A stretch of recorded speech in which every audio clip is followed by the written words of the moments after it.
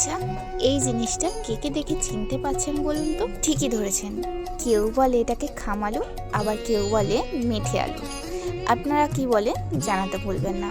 নমস্কার, আমাদের নতুন একটি ব্লগে আপনাদের সকলকে স্বাগত জানাই। এতক্ষণ নিশ্চয়ই বুঝতে পেরে গিয়েছেন আজকের আমাদের রেসিপিতে কি রান্না হতে চলেছে। হ্যাঁ, আজকে খামালু করব। বিয়ের আগে খামালু অনেকবার খেয়েছি, কিন্তু বিয়ের পর শ্বশুরবাড়িতেই প্রথম খামালু রান্না হচ্ছে, তাও করছে মেজমা। বাপের বাড়িতে খামালুর নানান পদ হতো, কখনো মাছের মাথা দিয়ে, কখনো মাছের কাঁটা দিয়ে, আবার কখনো চিংড়ি মাছ দিয়ে।